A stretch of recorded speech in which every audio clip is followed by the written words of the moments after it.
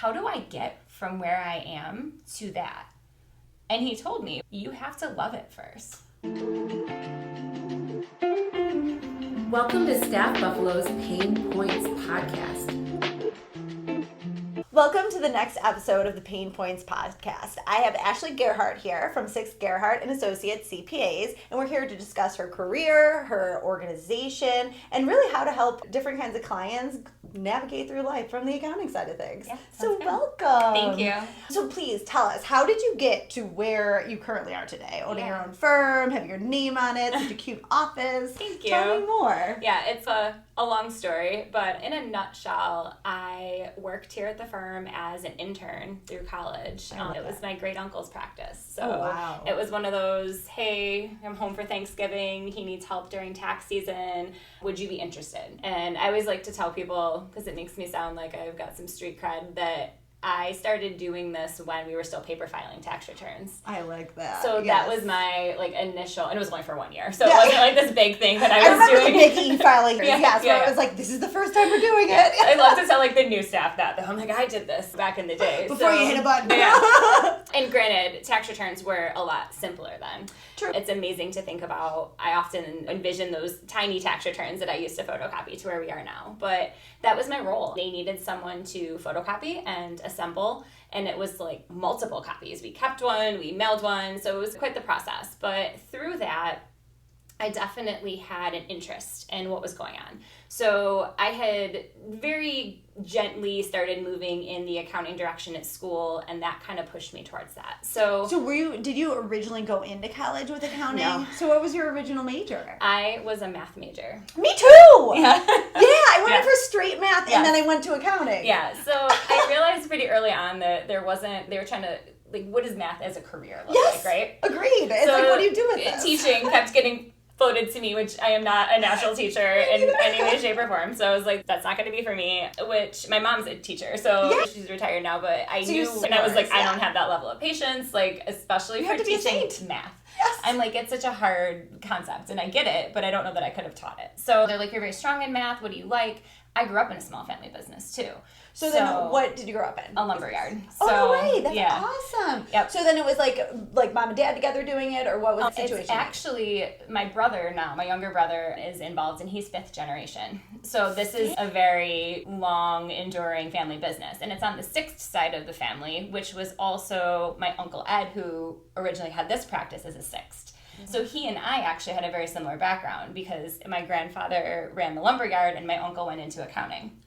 So then it comes down to my generation, and I ended up pivoting into accounting, and my brother runs the lumberyard. So, kind of the family business type. Yes. Entrepreneurship. It does something. It gives you a foundation. It teaches you a lot of things, and I think it gives me a unique insight into my clients, too. So I knew what I was getting into working with small business. Between working here and having that background growing up, I really feel like that shaped my path forward.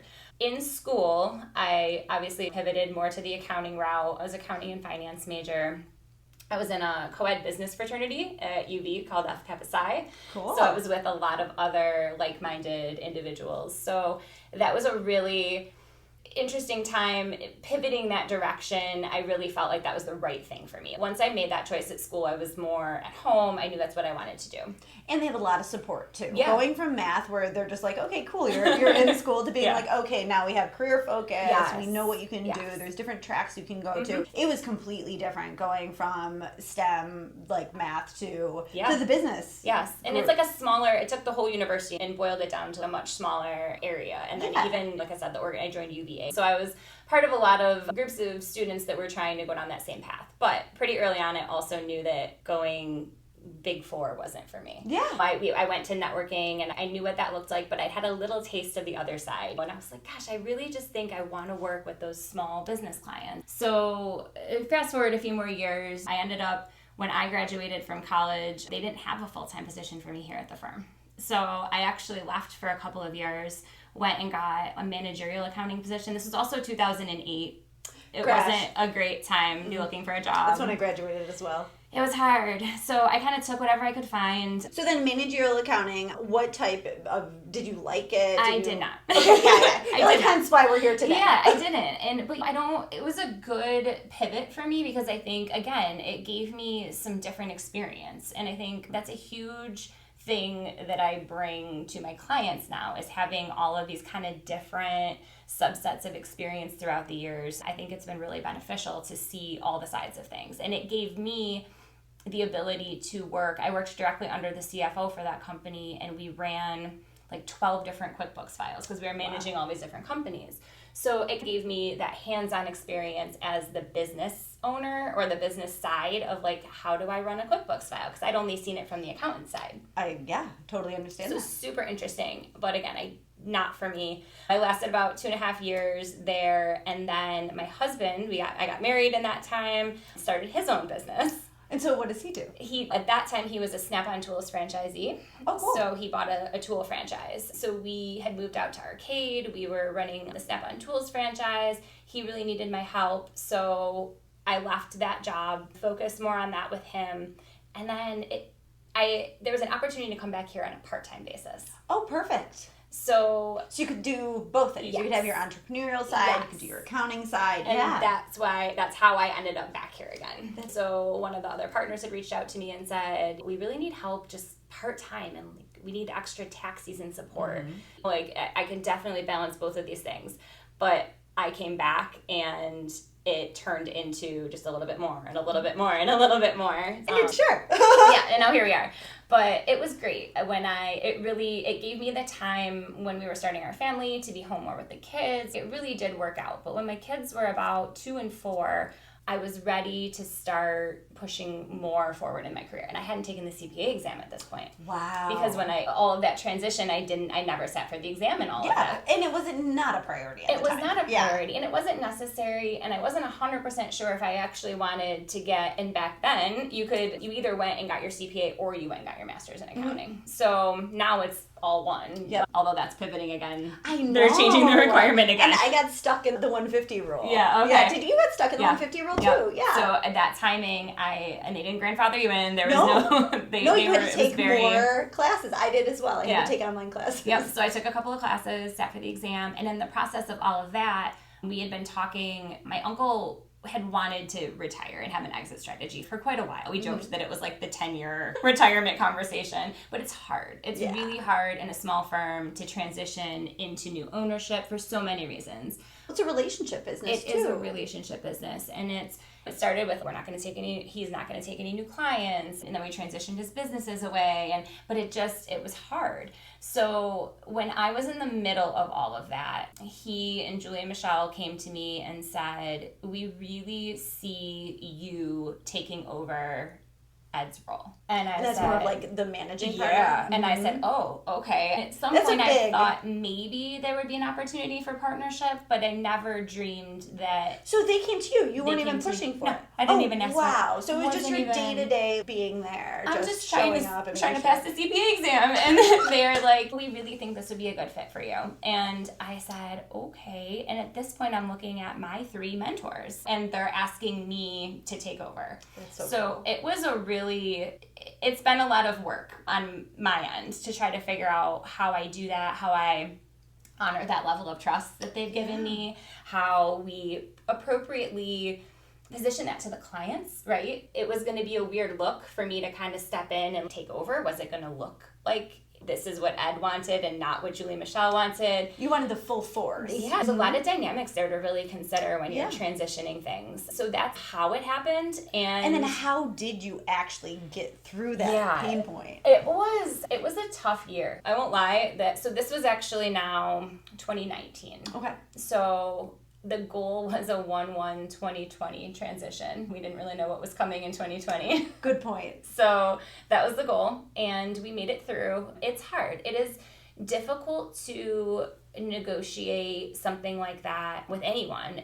I'd been here for close to 15 years at that point, so I had a lot of history here at the firm, and it's my family. So many dynamics. It was so many things to consider, and in that, you want to make sure that the clients are taken care of. You want to make sure the employees are taken care of. You want to make sure that the outgoing owner is taken care of, but you also want to make sure that you're setting yourself up so that new ownership is going to succeed. And that idea is so different to every party involved. And it's not that it's right or wrong, it's that we're all coming at it from a different perspective. So I will be perfectly honest, that was a very difficult year trying to figure out how we make sure everyone walked away from this with a comfort level. And I think that's something that, fast forwarding to where I am now, we've done a lot more of that type of consulting for our clients. I don't know what's happened in the last 5 to 10 years, but I think a lot of people are ready to retire. Yeah. I think people are ready to sell. I think even you just mentioning 2020, there's Yes. been so much just like volatility, shakeup. right? Yeah. Yeah. That people are just like, okay, I've done this for 20 years and I'm just ready to wipe my hands or what have you. So it's perfect timing that you're going through that at the same time to be like, hey, it's okay that you feel this way. Yeah. It's best to be open with your partners and discuss all of that and for whole them to different know where you're perspective. coming from. Whole different perspective on it. And actually to the point that a lot of times when other CPAs in the firm are going through that with their clients, they're like, hey, would you sit in on this meeting with me just because you've done this and you've been there? Like, how do you feel about it? And now, because I've done it not just for myself, but for multiple other clients, it's like I'm building this little resume, you know, of being able to help people with this. And the more you see, the more you can help navigate. Absolutely. Yeah. I learned so much about it, and I made some really great connections. We have a lot of professionals that we work with in our network. There's a lot of, it's not just the tax piece you have to be aware of. There's the legal components, there's financial advisors, there's insurance agents sometimes. Depending on how you're structuring everything, it's a layered process, and you want to make sure that you're involving sometimes not even just a business attorney, but an estate planning attorney. So I was like, these are things that people don't always think of right off the bat, but things that need to be considered. So that was how we got to where we are now. And then the evolution since then has been its own kind of separate journey. Yeah. I went from, here, we're going to take over, this is what's going to happen. Had a lot of ideas. It's interesting. And I was told this by other people. They're like, you're going to have a lot of things that you think are going to happen, and it's harder than you realize to implement these visions, right? So they were not wrong. The pandemic did not do me any favors. No, I got a shakeup. Yeah, it had been a couple of months, really, that we were just trying to get our feet under us. And Ed was actually still here. We had an agreement. He did a lot of in-person appointments still. That was one of our big hurdles of trying to get that transition. He still did a lot of face-to-face, just all day long. He would meet with clients. And that business model has changed a lot in the last 10 years or so. And that's not necessarily what the clients want. No, it's not. We pivoted a lot away from that, but that was a big hurdle for us. What do we do with this? Because my calendar was already pretty full, and there wasn't a lot of other people that were like, yeah, I could take on, 8 meetings a day. Yeah, that wasn't really going to work for us. So that first year, he did about half of his normal client load. Kind of wean them off. I said, let's break this in 2 pieces. He still was here in a more part-time capacity, but it was a weird abrupt ending, right? Because no one knew what to do when everything started shutting down, and we were trying to be busy season. Yeah, we're trying to be very careful about like how many people. Like we were having people drop stuff off at the door, and we're sanitizing it before we bring it upstairs. Yeah, just like it was groceries. It was like the weirdest time to try to figure this out. And him being older, I definitely didn't want him exposed. So it was this weird, just very abrupt. Okay, bye. Yeah. Because he did what he needed to do, and then he left, and nobody saw each other for 6 to 8 months. I know. So it felt weird. That is really weird. It wasn't like a finale. Yeah, there was no retirement party. There was no anything. There was no send-off. We were just in our masks waving to him through a window. Oh my God, that's so depressing. So that was weird. Yeah. Anytime I tell people that's when the transition happened, they're like, oh. Oh, yeah. It didn't even hit me till I was like, oh, wow, yeah. It was a hard time to take over. And it also led to such extreme burnout. And I think if you talk to in a lot of industries, but accounting, if you talk to anyone who was doing public accounting at that time, they passed so much legislation to help people. But we had ERC and PPP. Oh my and gosh, especially I think with our client base being such small business owners, they didn't have anybody else to call, right? Nope. It wasn't like there was, a lot of them are running their businesses on their own. Oh, for sure. So they're they're running sitting your there QuickBooks like, stuff, being like, I don't know what to do. Yeah. What does this mean? And you need So they call quarterlies. me. And yeah, exactly. And I'm like, I don't know. You know, it's the I feel first like time. they haven't even made it official yet. And it was hard. It was the first time in our careers that I feel like people were calling and asking for advice, and we were literally just, we don't know. Oh my gosh. Because we're trying to figure out all of the things. So luckily we did get an extension for tax season that year, but But it's still such an undue stress. it was a wild time, and it burned a lot of people out. Oh, yeah.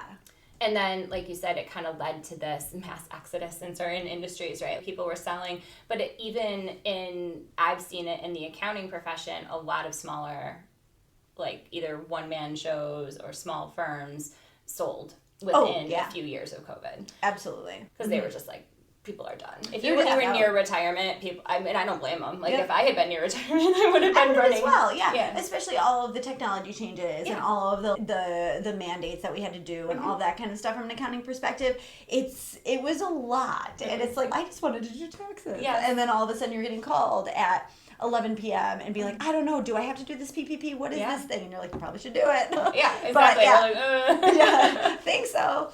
But yeah, I even remember just running a small business too. It's like, when do you shut down? When don't you shut down? And you didn't really have an option to. No. It's like, okay, we don't care that everything's shutting down in March. Yeah. That's our busy season. Yeah. Yeah. We were fearful at one point because Pennsylvania actually did shut down accounting firms for like a very small period of time. Oh, I didn't hear was that. Please do not do this to us because I don't know what to do. Because we weren't set up to work remotely at all. We had absolutely zero remote work capabilities at that point in time. And it was on my 5-year plan to implement some of this. Because once again, that's not something you rush. Yeah. Yeah. So I had to do it overnight. You know, we ordered laptops for everybody, and we started figuring out, like, how do we remote in? Because our tax software is still server-based. Yes. So we were, like, remoting into desktops to work from home. So we've come a long way with a lot of that, and luckily I had a good technology partner already in place. That's great. So you weren't scrambling to find someone. They were just helping you implement it, like, fast. Very quickly. Wow. Very quickly. Those types of things really, it pushed us forward in a lot of directions. Some of it good, some of it bad. But then what we really experienced was a shortage in staffing and an influx of new clients. Between people just needing more help than they ever needed before and realizing that they couldn't do stuff on their own, to, like I said, some of the smaller practices locally were either absorbed or some people just retired. Yeah. Honestly, there's a couple local accountants who passed away. Yeah. We were getting clients like, my accountant, I think he's gone. I don't know what to do. You know, and so there's like this weird scramble for a few years. And because tax season had been extended, we were just like, okay, sure. So for 2 years, we had this extension of time to file. The first year that it went back to April 15th, we were like, what did we do? We brought on way more work than we could realistically handle. The timeline. Yeah. Oh.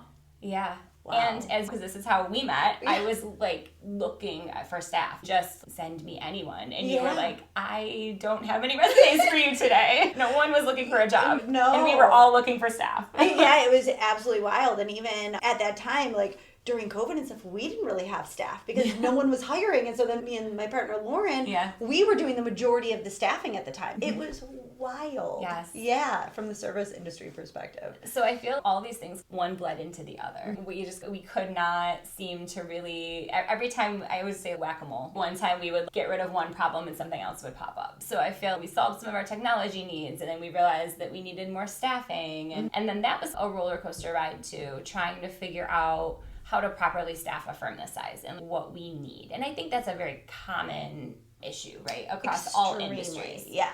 And it's just, if you're doing it right, it's an issue. Yeah. If you're actually thoughtfully thinking about who you need to add and what components you need to add to your organization, it should be hard. Yes. It should be thoughtful. Yeah. And we've always been just this, I've had a firm belief that I want to bring on the right people. What we do is complicated. I am very cautious about just adding anyone to a client account. Like, I've built these relationships, and it's important to me that my clients are being taken care of. I also recognize that I can't be the one to do everything anymore. So it's this like delicate balancing act of just trying to figure out how to best service everybody, but also make sure that we're not burning ourselves out any more than we already are. Yeah. So we're in kind of this like recovery mode of restaffing, recalibrating. I do have a couple of senior members of the staff that are starting to cut back and call it the soft retirement. Yeah. Really Hopefully it won't be that. Bye. Yeah, exactly. It won't. And luckily I have wonderful people that wouldn't do that to me for their clients, which is lovely. And hopefully we don't have another COVID. So And it just takes time. Yeah. So we're in that process now, which again. And you've gone through it one time, so at least you're like, okay, what worked with Ed, what didn't work with Ed, and what individual person, they're going to have their separate needs. Yes. And what they're going to want in their soft retirement phase. Yes. Yeah. So we're working on it. And both of them that are in that transitional phase right now, we have a little bit of a different approach. They just have a different book of business, both of them. So it really, that I think drives some of it. Who are the clients? What are the clients' needs? How are we doing things? It's been really interesting as time has gone on. And again, I've been here long enough to have seen various phases of the type of work we do. Back to the beginning, when I first started, we did a lot of what we called monthly work, where clients would bring check stubs and bank statements, and we would do manual data entry into the general ledger. We would produce monthly financials for them. Yeah. And that is going away. New business owners are not sitting down and handwriting their checks out anymore. That's so true. But at the same time, there's probably the different opportunity of hugely different opportunity. Yep, it's a totally different need, but we still have some of those clients. So it's not like we can't just completely evolve away from how we were doing things. So we have a lot of that still. And then obviously the new thing is QuickBooks. Everyone uses QuickBooks. So we do a lot of online QuickBooks with clients. So that was my most recent. What am I looking to hire? Who do I need to bring on? I'm like, I need somebody who knows online QuickBooks. So I did very recently bring on a staff member, and she's doing great. It's only been a week or so, but that is definitely her skill set. But it's, again, a totally different person than I would have hired 5 or 10 years ago. Yeah, and it's a different need. Because now she's the specialist in QuickBooks. She can bop from client to client, make sure everything's clean and put together. And QuickBooks, if something's broken, you need to get on the phone and call them. And it is a disaster, trust me. Yes, it is. Well. So those are just some really interesting dynamic shifts, I feel like, that have happened. But again, being as small as we are, but also servicing a decent amount of clients, I think we all have to be very well versed in all these different things. Yeah, and then how do you, so this is always from a consulting standpoint, because we do the staffing and HR side, and you do have to think like a business owner a lot of times when you're consulting. So when you do bring on your new staff, how do you teach them that? Like, how do you teach them to think like a business owner and not just what they're doing? Yeah, it's a challenge. I think it's really great that we have a collaborative work environment here, which is one of the things that I've shared with you over the years, and pitch this to the people that want this. And because I think it's how I came up through. I worked in various different roles in the company, but I learned a lot in each step. So one of the things, like, for example, we have a payroll service that we run.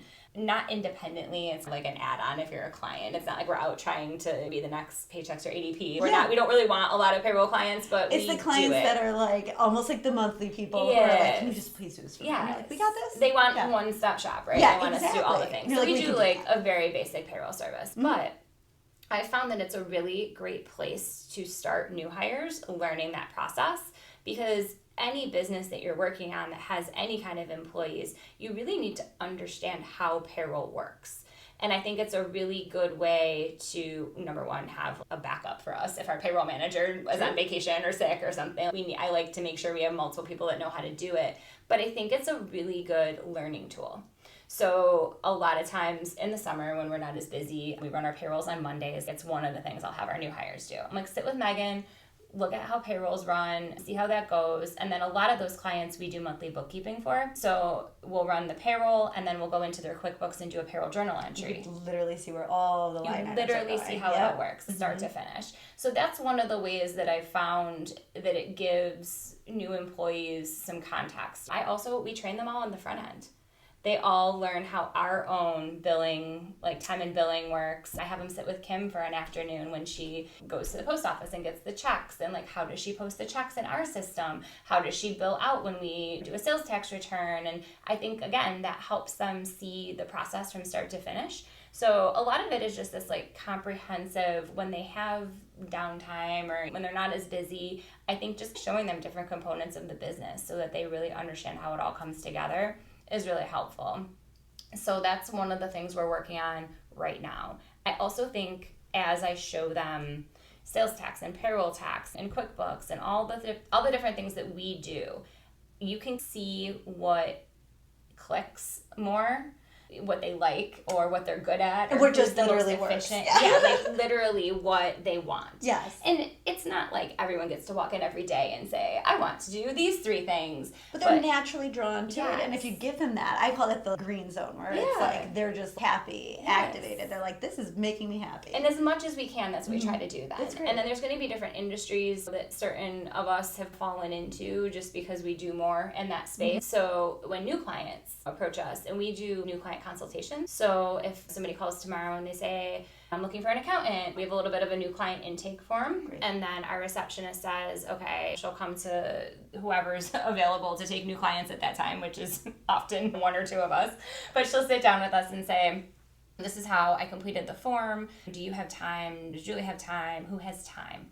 And a lot of times we'll also look at it and say, I think you're better at, you're stronger based in on this. the industry or the size Yes. or their needs I or had their somebody structure. approach us looking for a buyout consultation. And so, of course, they're like, oh, you should meet with that You're person. like, this sounds like my thing. It is my thing. And so in that way, we try to hone in on what everyone's strengths are. And I've been doing a lot of professional development since taking over, just because I think it's really important and I need someone outside of my own head, like telling me what's working and what's not working, and just really trying to step into that leadership role. As we talked before, it was, I don't say a thrust upon me, but it happened in a way I wasn't expecting. Yeah. So I had You to had to figure it out as you went. Yeah, prepared myself for that. So if there are resources out there that can help me do a better job at that, I'm all about it. So last Friday I did a workshop, which was wonderful. And one of the things we were doing was talking about our vision and our unique ability.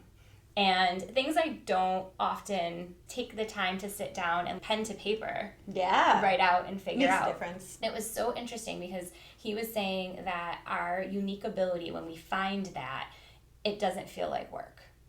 And like that really resonated with me. And one of the things that we talked about and getting me to like, I'm like, I don't have a unique ability. And you probably have dozens. Thank you. Like, what is truly unique about you? Like, what am I doing that is different? And what it really ended up being is I genuinely like advising and giving counsel in those kind of buyout, transitional, even succession planning. Where there's like the emotion plus the technical, Yes. where you're going through something and you could be like, okay, listen, these are the stages you're going to go through. It's okay. Yes. Got to start 5 to 7 years early before you want to sell. Yeah. Like that kind It was unique to me specifically, but it taps into some of those. Obviously, you need the base level of knowledge. You need to understand from a tax perspective what this looks like for sure. But you also need, that like, I have literally said it to somebody last week in one of these meetings. I said, you have to take the emotion out of it for a minute and you have to just look at the numbers. And I get that this is a family friend and you want to help them, but if you lead with emotion, you can put yourself in a position where you might not be able to afford this a few years down the road. And that's not helping anybody. So realistically, we were kind of doing just a high-level business valuation.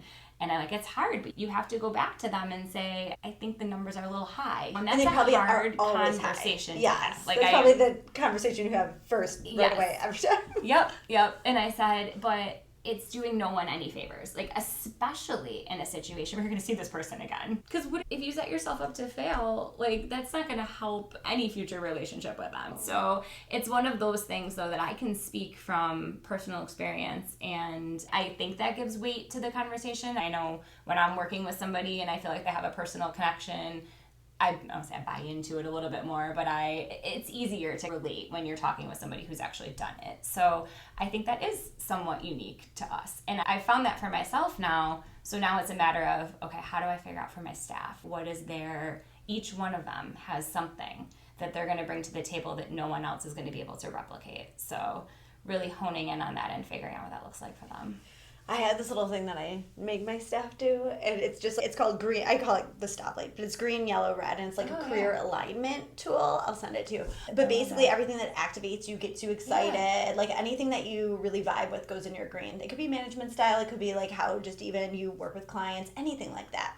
The yellow is either what you're really good at but you don't love doing, or maybe you're not that great at but you don't mind doing it. So that's when you're yellow, but if you have too much yellow, it'll rub you the wrong way. And then your red is, I never want to touch that again. Please don't make me, and that needs to be in a very low percentage. So if you get everyone into that 70-80% of green, that 20 to 30% of yellow, and that under 8% of red, like you're in a really great zone where everyone wants to come to work every day. And then they're pulling in the same direction. And if everyone understands your vision and where it's going, then they can take their unique abilities and really kind of run with it. Absolutely. So, and what's really interesting is then when we sit in the meetings with the green, yellow, red, the reds go to someone else that treats them as a yellow or a green. So it's really nice. So then we can offload some of the more negative things that have been weighing people down. And then that goes to something that was like, I love some quiet time and running through those and numbers and spreadsheets. Put it on my plate. So it's just different ways like that. Yeah. And for the people that I've worked with for 20 years now, I have an idea what those are for them. Yes. But the challenge is going to be working with this newer staff. And we were talking the other day, and I'm actually at a point now where I have more staff that only knows me as their boss. So we've hired more new people than I have people that have worked with me as a Your peer. legacy people, yes. Yeah. So I said, this is the time, in my opinion, to really sit down and say, what am I doing here? What is this vision that What's I the have? future? What am I doing? How do I build that out? And what was really cool is after we wrote this rough draft, and it's still a work in progress for me, my one question, I didn't want to share it because I said, I'm not ready to share this with the class yet. But I said to him, how do I get from where I am to that? And he told me, which I thought was so valuable, you have to love it first. Wow. And I was like, that is a great piece of advice. Because I'm getting there, but I haven't really bought into my whole vision yet. So until I do, then I'm not going to have the buy-in from everybody else. Yeah, and maybe it's more of just clarifying for yourself. That's exactly what it is. And just sharpening it so that, like you said, it's the buy-in, but maybe it's more of just, I see it so clearly that everyone else can see it as clearly. Because I've been very vague, I think. But I did make some early steps at the beginning of this year. We sat down. We always do a pre-tax season meeting and then a post-tax season meeting. And at the pre-tax season meeting, kind of gave everybody a heads up. And I said, I'm going to sit down with each one of you one-on-one after tax season, and I want to do a debrief. What was good, what was bad, and then I want to very clearly outline my expectations from May 1st through December 31st. Because I think I've been thinking in too vague of a sense. I had these, ideally at some point we need to do X, Y, Z, but I really need to be more finite. Clear up that vision and figure out how do we really get from where we are to where we're going? Yeah, and a lot of times with staff members, they want to pull in the right direction. Yeah. But with Egg, they're like, okay, I think I'm doing it, but maybe I'll stop right now. So it's like, it's not necessarily like they aren't just picking it up, because you're like, someone will just pick it up and take it for me. Yeah. But that's really not it. They want you to say, hey, this is the direction, and then please pick it up. Yes. And then they'll run with it. So it's pretty wild. Just, we're going through the same process too. We're going through strategic planning with everyone, and it's been a great process. So and it's something that's really important, I think, and it's hard as a business owner who's busy to say to myself, I need to take time to do this, right? Because it doesn't have that immediate, I'm not checking something off a list and giving a deliverable to a client, or like hitting a deadline, or whatever it may be. But if you don't take that time, then you're just going to continually be in this cycle of, I need to do that. I need to do that. So we're actually closed on Fridays. It's one of the things we did post-COVID. We first went down to half-day Fridays, and then eventually we're like, we don't need to be here on why Fridays. even bother? Yeah, no one's looking for us on a Friday. No one is. And the clients are used to it now, and they know to expect it. Yeah. But basically, we work enough during tax season that it's still a full-time, year-round schedule. And you're just front-loading it. A lot. Front-loading it a lot. So, and that's the nature of what it is. Yeah. We're never going to change that, and let's embrace it, right? This is when we have the work. Half the time, it's terrible weather out anyways, and no one's doing anything. It is the grossest. I always say that about busy season. It's the grossest time of the year. And then when you come out of it, it's beautiful again. So who doesn't want a 4-day work week aside from today when it's like thunderstorming and nasty here? It's Buffalo.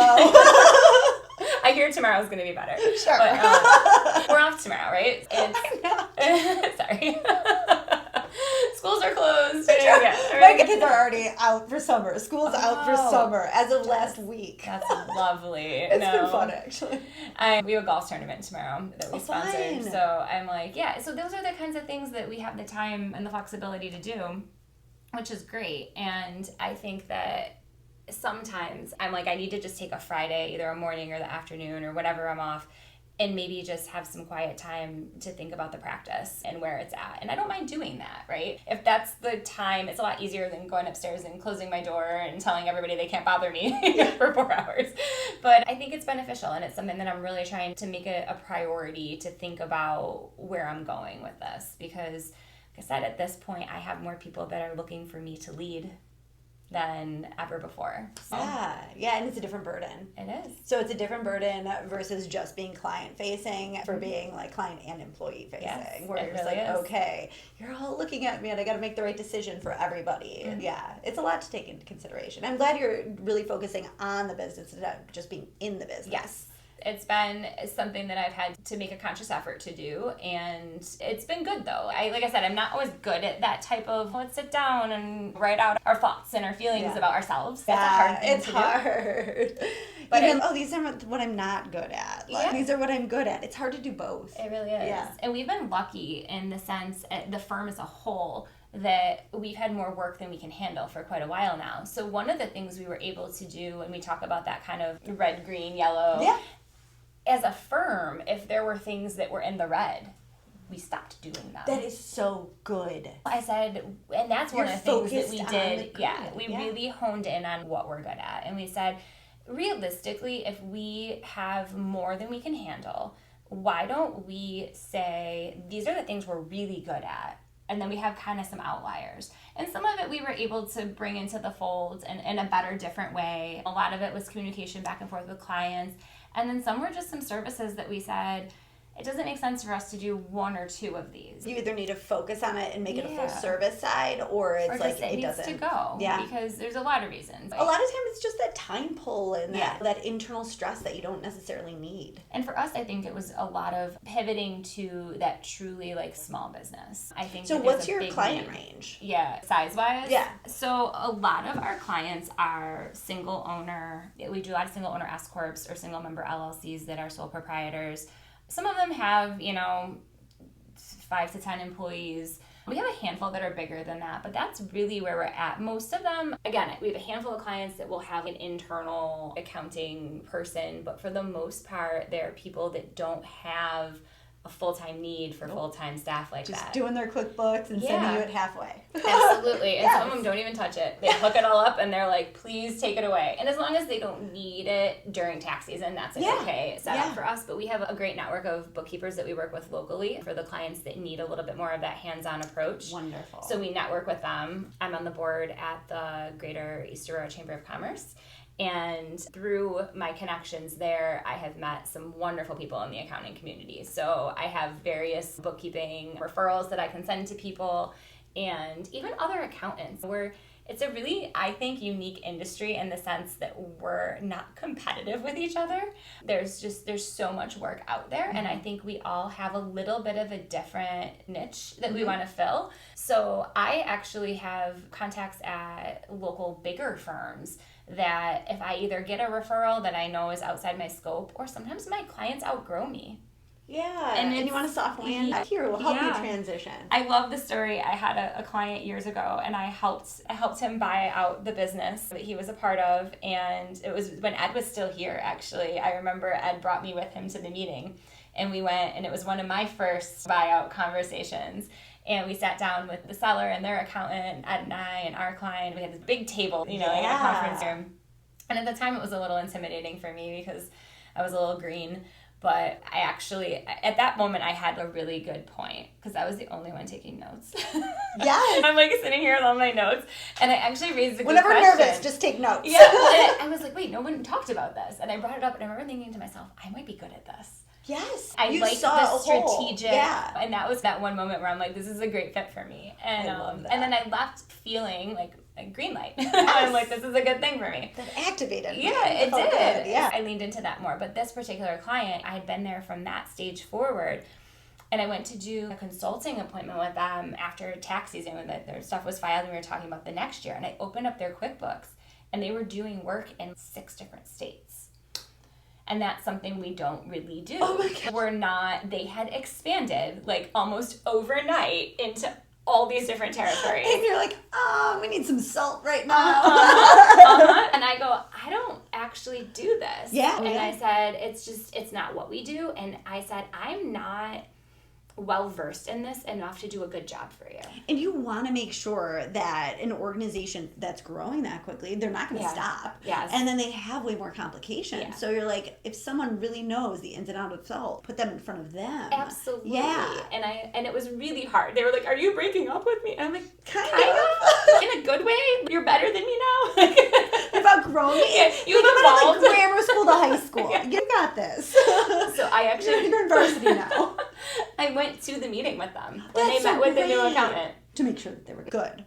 So we drove to the meeting together and it was a weird situation, but I said it's really important, and it was. I mean, Yeah. it's genuinely important to me that like they're doing well, and I want to make sure this is a good fit, and I wanted to answer any question. I'm like, let's all just get in a room together. And then you could do the handoff in such an easy way Yes. too. The accountant must have loved you. Yeah, it was great. It was Yeah. a team of them. They had 3 different people from their firm that met with us, That and makes so I sense. looked at my former client and I said, "Do you see why I can't do this on my own?" Because 3 here. yeah, I'm like, there's just one of me.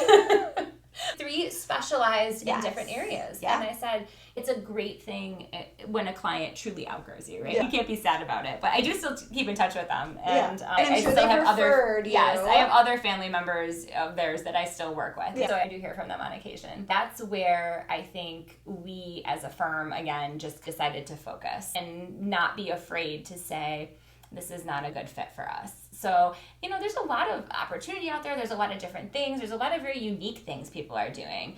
I often use like real estate as an example. There's a lot of different investment strategies and planning opportunities. And I could do a tax return for a lot of people, but we don't do tax returns only. We like to do planning and consulting, and if a client calls me with a question, I want to be able to answer it. So when I start to see a client going in a direction that I think is branching into an area that we just don't deal with very often, that's the time that we say, Yeah, you're like, know. I'm not going to deep dive and learn all this. Yeah. So therefore, I'm not going to do You want somebody with experience. Yes, You don't ever want to branch out and do something like that unless you're working with somebody who's done it. And the IRS is no one to mess with these days because Any days, on because a good day, you cannot get a hold of them. Oh, yeah. Yeah, so Good it's a point. lot harder now. We're very careful about anything that might even be like a little bit gray.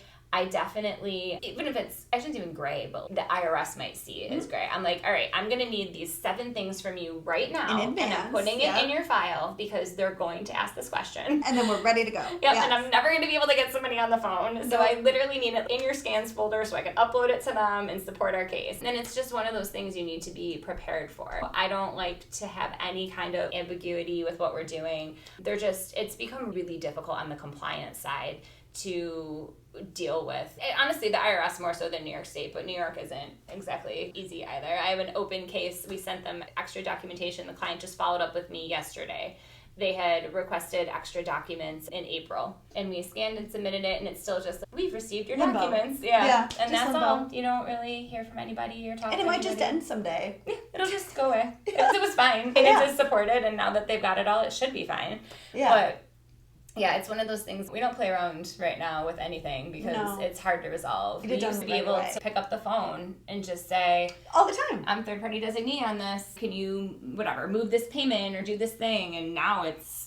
Because that's how I remember it. You just called, you were on the phone for minutes. Yeah. And then you were like done and resolved. And that was like on 4:15. Yeah. Nowadays it's like chasing around. My dad can't even get his refund because his like Yes. ID me doesn't work. Oh, the ID Yeah. me. Oh, the ID me. And I sat down and helped him because I knew ID me was going to be I know how to do that bad. I had him come to my office and everything. Yeah. Still, it would not recognize his face or something. Jeez. But anyways, I digress. They will call you too, apparently, the IRS. They we had will? yeah, we scheduled an appointment for one of our Yeah. our elderly clients who didn't have the phone and all the things they needed. And Megan handled it for us. She's fantastic. And they made an appointment. And then they called and she did a video conference with the IRS. Yeah. Well, It's getting, that's one, I use the word benefit very loosely, of them pushing everything in a more digital direction, because the IRS doesn't want paper checks mailed. They're not sending out paper checks anymore. Everything needs to be more automated. But it's going to lead to more issues for people. They want everybody to make these ID.me accounts, but not everybody knows how. Yes. So they're going to have to then have that extra layer. Yes, Absolutely. another resource. Yeah. So there's pros and cons. I feel It's like kind they made of it a more pain. complicated, but Yeah, but now they're going to help because this is what they want. They have, yeah. And I wonder if it did cut down on. I know it was like for fraud and stuff. Did it? Do you know? We won't know. The metrics okay. will come out much later on like where everything's at. I'm so curious because obviously it was done for a reason. That was a pain point for us this year. It was for sure. Yeah, me apparently as well, with helping my dad. They don't always tell us these things in advance. We were aware that the refunds were going to need to be direct deposited. So we have a tax letter that goes out to our clients. I'm sure a smaller percentage than I would like actually read it.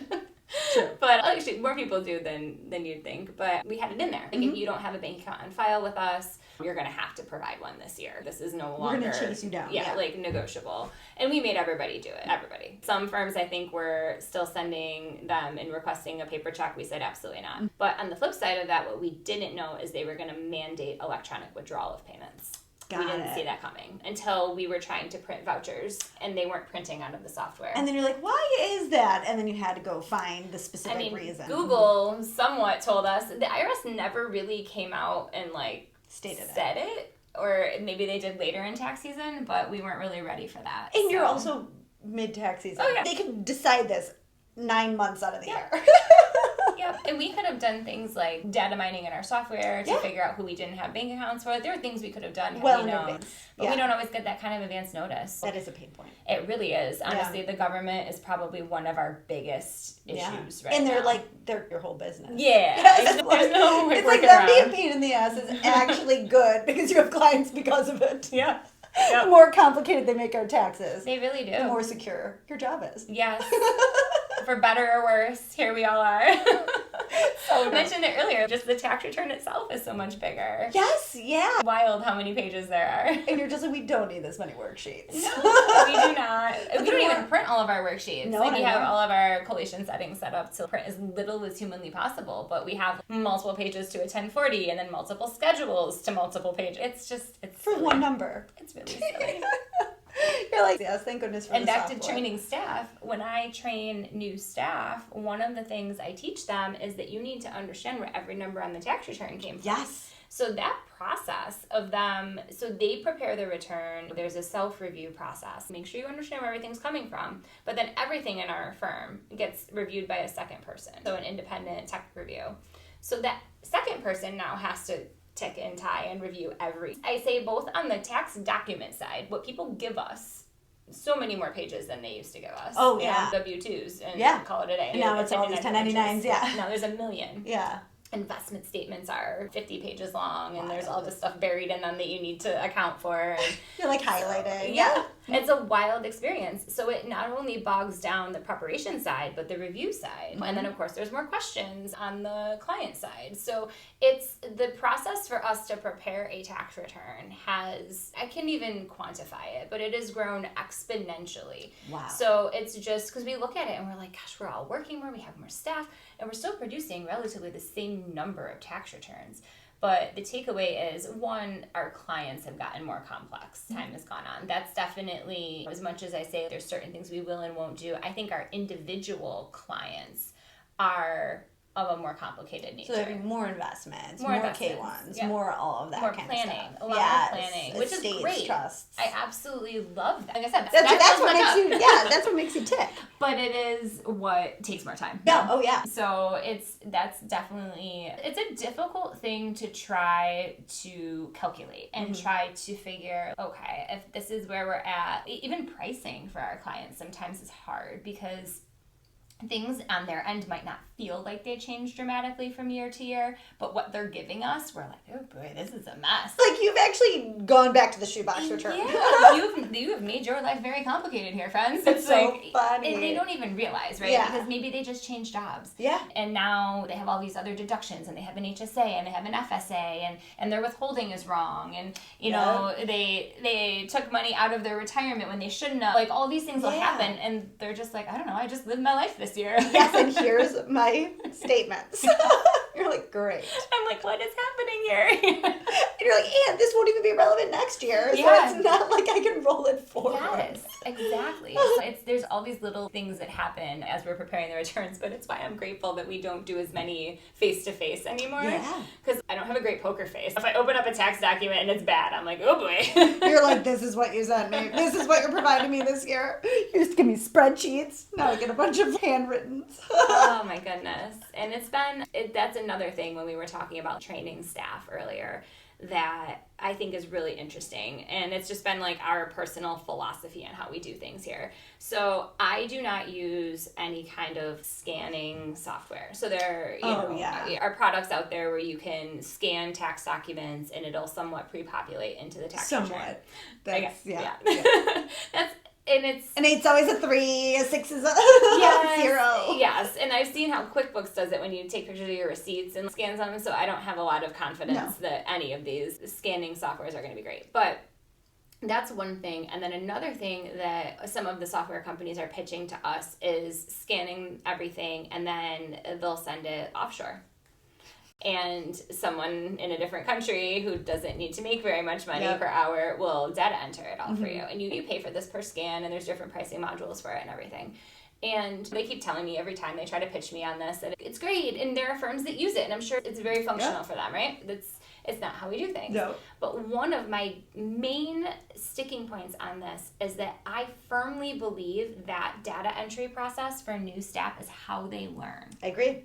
Completely. I think if we get rid of that, they're not understanding. If I input this W-2, where do all the codes go? Where do all the things come from? I was an intern at Deloitte in New York City, and they were offshoring everything. So they would offshore it at nighttime, and then you would come back in the morning, and then you would go through everything. Fascinating, right? Everything was hard-coded throughout the system. So when you were saying where things come from, great, the schedule would say one thing, and then I would ask for it to be changed, and they would hard-code it at the top. So none of the numbers would flow through. But I was an intern. Yeah. So I didn't really, I took one accounting class by that time. I had no idea what I was doing. But I knew it was wrong. You're like, this isn't good. I knew it was wrong. I don't know but it's not good. I need an adult.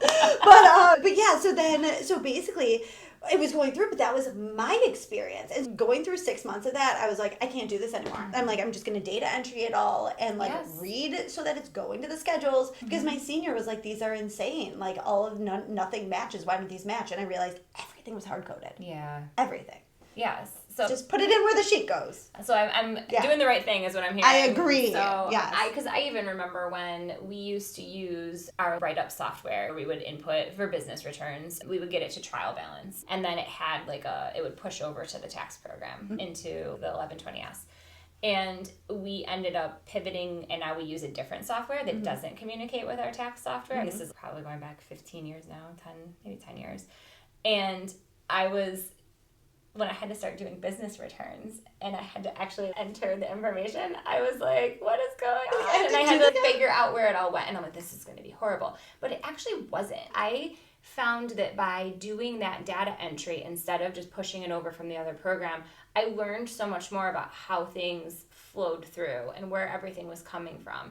Because inevitably, even when you data share or have things pre-populate, there's going to need to be tweaks and adjustments. It always flows wrong somewhere. So if you don't really understand where the numbers are coming from, you're just going to trust it and it's not going to work. Then you're going to be worrying about the hard codes. Yes. And when we bring on a new client, one of the first things we do is get a copy of the prior year tax return for so many reasons. Yeah, But one of the things we do is that gets data entered in the prior year. So it'll pro forma to the next year so we have it available. But that's something that we've been giving to new staff too. That's a great idea. So they can learn the program. Even if it's ultimately going to be something I work on or whatever, I'm still like, why don't you guys do the data entry? And especially... So they need to make sure it matches. Yes. Yeah. I can check their work against the sometimes. Sometimes and it's wrong. Sometimes they might find it wrong as well and be like, and you'd be like, that's because something's wrong. And then that's a great thing. It's a learning experience. And they don't always have the source documents, which is also great because they are learning truly in the program. They're looking at a finished tax return and they have to think, where does the input go? Yes. So I think that's been a really beneficial thing. The new accountant that I hired last week, I have maybe 3 or 4 new clients that need to get set up. So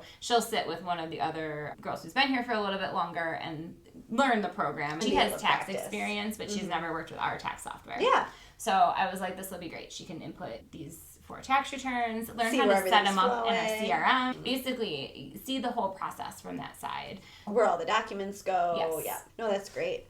So then in general, you've gone through the buyouts, you've consulted and stuff. What would you say some advice that you would give people either that want to buy or want to sell, whichever side you want to go from, or both? Yeah, I'll start with the acquisition side. I think the most important thing is looking through the documents you have, making sure you understand them, right? Because most people that are looking to buy a business are like, here's a profit and loss. And I'm like, yeah, that's one of the things we need. And looking at it over a couple of years too. So that's one of the things is really going through that and making sure you understand that, but also looking at a balance sheet and asking questions. And I think sometimes people are afraid and they don't want to question anything because then they're like, oh, I don't want to upset them. But you really need to understand what you're getting into. And early on, consult with an accountant because there's a bunch of different ways to structure deals, even just from are you buying the company itself or are you buying the assets of the company? And there's a lot of pros and cons in there. So one of the first things, I just had this meeting with a client literally last week.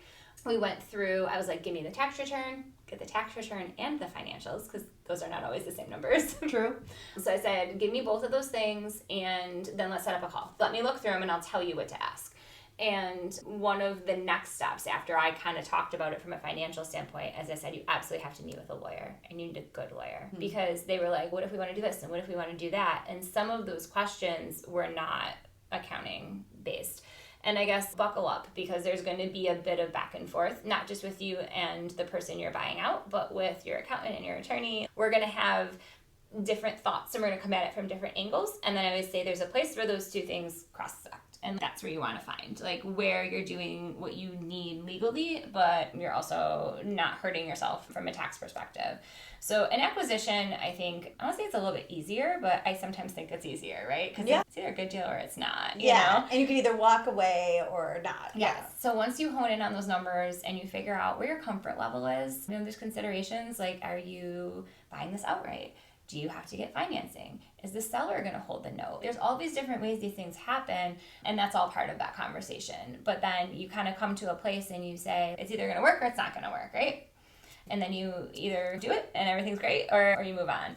The selling side is a lot harder, in my opinion. Usually, it's a lot harder to take the emotion out of it, right? You built it up for all It is. It's what you put your life into, and I totally get that. One of the hardest things I've seen clients do is think that selling their business is their retirement plan.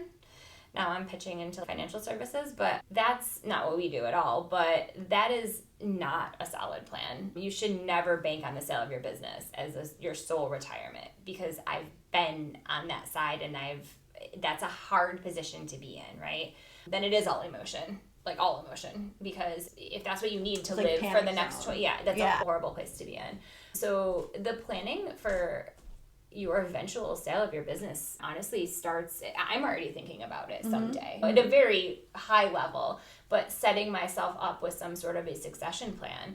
It's something that you need to be realistic about. So when you get to that point though, that you're ready to do it, you can do a valuation, you can have someone come in and do a valuation, but at the end of the day, your business is only ever going to be worth what someone's going to buy it for. There's not an open market for selling. And I have had clients that have, for years, tried to work with a business broker and put it out there, and small business is a hard thing to sell. So I think really having that strategy in place for a long time, one of the most successful ways I see it happening is either with a family succession plan or an employee succession plan. Most of the time, I feel like it's someone who's working in the business, who knows it and understands it, and can really see its value, not just for what's on the paper, but also like, you know, can tangibly understand. Yeah, they're there, they get it. That's been a tough thing to watch some people really struggle with that, because you don't want to ever see somebody in that position where they're like desperate. Yeah. And then you can feel it, I'm sure. Oh, and yeah. You feel it throughout. And then it's like they're probably not, then they're focused on selling it versus focusing on their retirement. So then their focus changes. Yes. So then instead of thinking I should be putting money away, maybe change it more to a 5-10 year, they might be more in a panic, like sell, but I need to sell it for the most. And it's also not going to go to the right person then. Yeah. So then your employees aren't going to be happy, or the whole thing gets, like you said, maybe chopped up for assets and then taken away. So then with, I'm sure industry by industry or setup by setup determines that as well. So if it's more of a owner-driven organization, relationship-driven, etc., then that probably is a lot more different than having more of a manufacturing environment. Where you can plug and play, where the machines are making things. Yeah. Every industry has their own or ways to kind of calculate valuations, which is also super interesting. As I've gone through, service-based industries tend to be more like a multiplier of gross revenue kind of thing. And then some sellers will want, I've seen it both ways. I've seen it where they're like, I just want this amount of money and I want to walk away and I never want to talk to anybody ever again. Yeah. Which I totally get. That is a valid, like, probably quite burnt out. Yes. I definitely had one business owner that comes to mind. Already shut the door. And because I was like, the buyer was having a hard time getting financing. And I'm like, you could hold the note. She's like, absolutely not. And I said, okay, no, that's fair. And she's like, I just can't, I don't want to see a check come in every month for this. I mentally need to leave. And I said, that is very valid, and I totally and that's get what that. she values more. So she probably might have had to take a hit on that sale. Absolutely. There was a choice made there. And then on the flip side of that, I have some people that have sold and then stayed working there. Yes, I hear that a lot. Yeah, more of it's like a 1 to 3 year kind of. Like and you they're said, like, I still want to work there. Yeah, I want to work there. And quite honestly, that's a scenario I could see myself doing. Yeah. If I had staff that was willing to take over and run it, I would be happy to consult, because again, that's what I like doing more than anything else anyways. I could see myself still taking those more high level planning meetings and just being a resource. You do this for so long and you have all this experience, and that's what drives a lot of those conversations, is what I've seen happen in reality. So I could definitely see myself even in that scenario, which, as I said, I've already been thinking about it. So I have children too, so there's a part of me that's, either of these kids interested in this? And I know you're probably like, do you like math? When they come home and they tell me they hate math, I'm like, oh. Do they really? My daughter, she's not a big fan. But she actually helped out here during tax season. Oh my She's only 12. gosh, but she came adorable. in and she was like helping file, and she cleaned the waiting room. Like, she didn't want to be at hockey with her brother, so we brought her in. And my kids, they take out the garbage. They have to help. You have to be in the family business.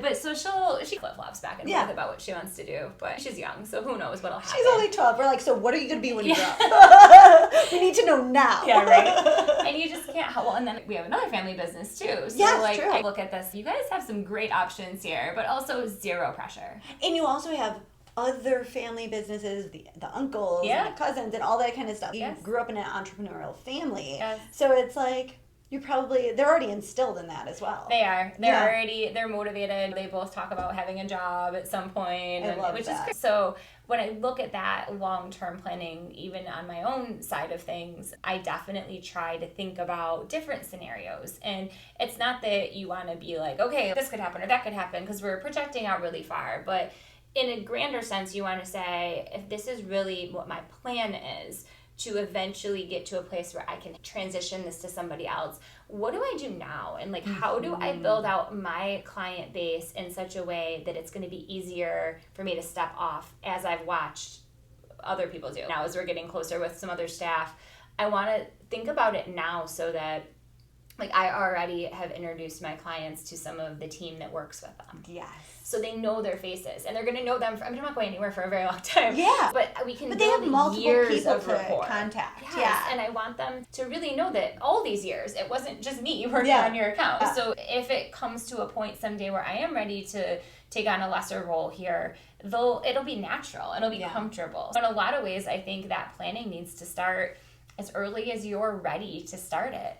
And I think that I've seen so many clients get to a point where they are in kind of these desperate situations, we try to coach clients much earlier. So I always say, when I'm working with a new business, the first thing, whether they're a brand new business or they're a new to me business, the first thing is compliance. So first we have to make sure that we're filing our tax returns on time. Are you an industry that needs to collect sales tax? I hope not, because I hate sales tax. Yeah. That's in my red light. Good. It's a pain. Yeah. Oh, it certainly is. Yeah. My newest hire loves sales tax, and I was like, this is so great. Nailed that interview. Moved it. As soon as she told me she loves sales tax, I was like, and she's at the top of the list. But if they're an S corporation, do they know they need to be on payroll as an owner? Like, all these things. So that has to be like top priority. Like, I need to make sure that you're doing what you need to be doing. Yeah. And then unfortunately, sometimes when people come to us, it's because something has been missed along the way. So last year I did 2 sales tax voluntary disclosure applications because we picked up new clients that didn't know how to register. That they had to at all. Yeah, that they were doing that all completely wrong. So that needs to be a priority too. If you owe the government money, we need to that needs to be cleaned up, right? So we come up with this. You don't want them haunting you in the middle of the night, 7 years from now. Set up your installment agreement, figure out what you're doing. If you can, prepay on some of those because the interest is terrible. So that's kind of phase 1. Get all that sort of squared away. And then we talk about the business itself. Are you in a growth mode? If so, a lot of times people will start and then the intention is to get to a certain point and hire more staff or whatever. Sometimes people are like, nope, this is exactly where I'm at and I'm good. And this is where I see the business get it to like a consistent point, right? This is where I see my business being consistently. I'm not looking to buy a location. I'm not looking to buy my own office. I'm not looking to buy some massive piece of equipment or bring on more staff. Like, if you're in a good place, then we say, okay, this is where cash flow is at. What type of retirement plan do you need? Like, that's something that early on, I was not taught to do that from the very beginning with people. And I'm not a financial advisor. I don't need to be pitching retirement plans to people, but it's something that sometimes falls off the radar. And it helps you sleep at night knowing that they can sleep at night. Absolutely. Yeah. And so we talk about that now, and people are more well-versed in it now than they were even a few years ago. People talk more about retirement savings and all of that. But I think because I've seen the end of the cycle for some business owners that never saved, it's one of those first few things I bring up. That's great. And people want to save taxes too, right? Yeah, so it helps. That's, we talk about those strategies too. This is a tax deferred plan. This is a Roth and what this looks like and all those kinds of things. And then juggling all of that too and making sure that a lot of times it just is what buckets is everything going into and making sure those buckets are at the right level. Absolutely. So it's all part of there's a lot of planning and consulting that goes into this when we meet with clients. But again, a lot of this is being driven by experience. I've seen what happens when we don't do the right things or just take for granted that they're going to figure that out on their own. Yes. It didn't used to be at the forefront of our mind.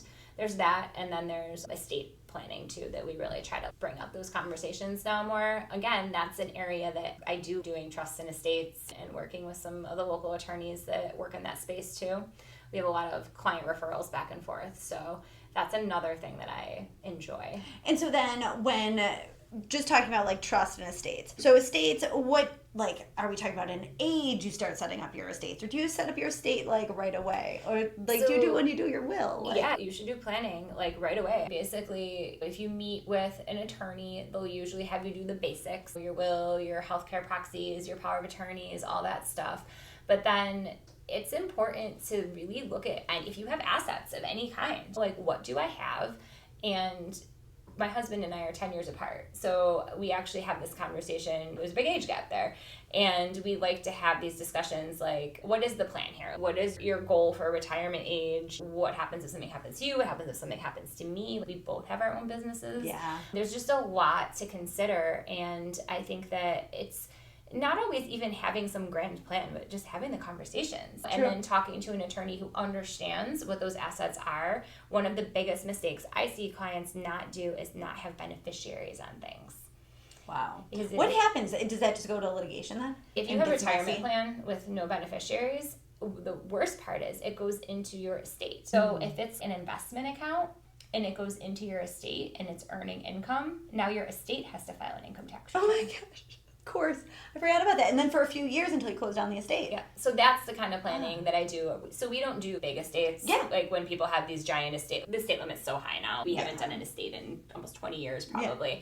But we do the estate income tax returns, the fiduciary 1041s. Makes sense. So there's a lot of planning around that though too. So when someone is the executor of an estate, there's a lot of things that we work with them on as far as like how to pay out expenses, how to pass out income to beneficiaries, because estate tax rates are very high. So you want to get it settled as quickly as possible. You want to get it out. Yep. You can't, but there's other things you can do strategically to help mitigate that. So it could be like maybe houses get stuck in the estate, things like that, and then they need to get liquidated and then paid out. Fascinating. So what about trust? Tell me a little bit about trust. When do people typically create trusts? There's so many trusts and there's so many avenues for that. The most common I see is for asset protection from Medicaid planning perspective. A lot of times people will put things in trust to avoid probate as well. So sometimes people will do a life estate with their house and sometimes they'll put it into trust.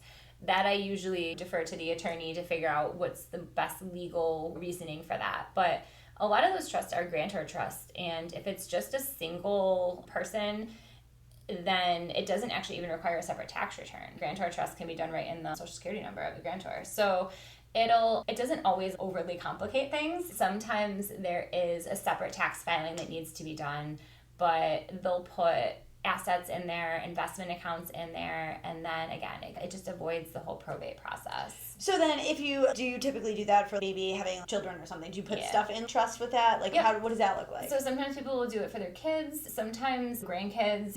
You can write out trust documents to be as in-depth and complicated as you want them to be. I've seen some that have gotten messed up though. That's because it's overly. Yes, you want to make sure you're working with an attorney who really knows what they're doing. And sometimes that intention of what they meant, I think they got a bad rep for a little while there because people were like, oh, put this in a trust and I couldn't get it out, which is true. That can happen if it's not set up well and the planning isn't done correctly. Yeah. So you really want to make sure you're not on legal Zoom doing your own trust documents. Good call. You want to work with a real estate planning attorney who has seen things, who has experienced the issues that come up, not just a GPT. Yes, and I'll even I'll say if you're working with somebody, especially somebody I don't know, I'm like, just do me a favor and send me the draft beforehand and let me make sure that the right words are in there and red flags you can look at. Yeah, we'll review before you sign in and set it all up. And then it's mostly done for asset protection. There are certain types of trusts that you can set up where if you have a second marriage sometimes, when you have children from the first marriage,